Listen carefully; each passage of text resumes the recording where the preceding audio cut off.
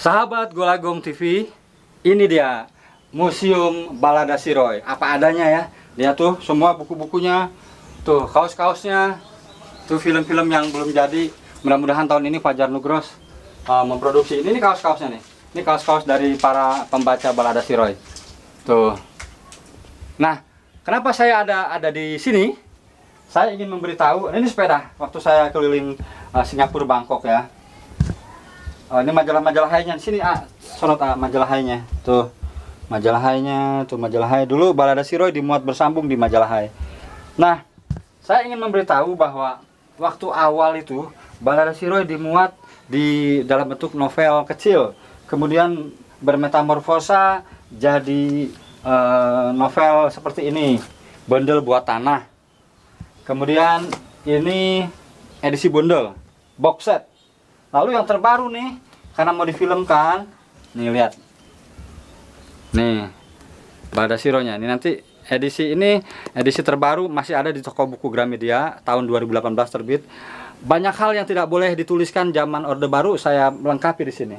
Nah, saya ingin memberitahu bahwa jika kamu ingin menulis novel durasi panjang, serial seperti sekarang ini, maka tokoh Roy-nya harus kuat.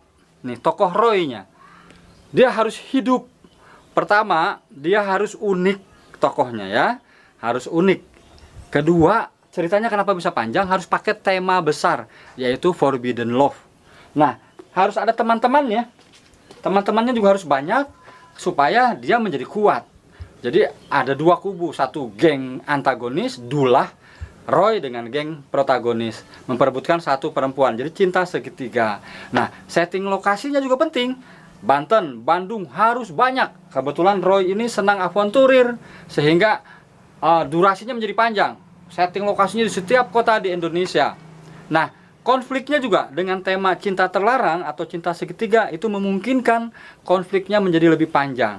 Dan yang lebih penting lagi, Roy itu punya ciri khas, punya hand prop. Kalau Bruce Lee dengan double stick ya, kalau Roy dengan Jippo. Nah, ini yang kemudian menjadi lebih beragam ceritanya, berdurasi panjang. Jadi sekali lagi, jika ingin membuat novel serial dengan episode banyak, kuncinya ada di tokoh utamanya, Roy, yang memiliki kompleksitas, complicated persoalan-persoalannya. Jadi alur pertamanya adalah cinta terlarang antara Roy dengan Ani, kemudian ada konflik dengan geng Borsalino, Dullah, lalu ada konflik dengan kakek nenek opa oma dari bapaknya di Bandung, lalu konflik dengan cabang-cabang yang lain. Dan dia memiliki karakter yang unik tadi, salah satunya adalah hobi bertualang. Nah, Balada Siroy, serial yang saya riset selama 6 tahun, dari tahun 81 sampai 87, dan saya tuliskannya juga 6 tahun, 88 sampai 94, dengan referensi yang begitu banyak.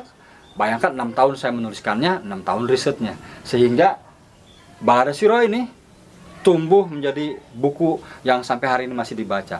Yang paling unik lagi di sini adalah satu misi saya, mengenalkan puisi kepada para pembaca. Di era itu tahun 80-an, puisi sama sekali tidak diminati oleh pembaca, oleh masyarakat Indonesia.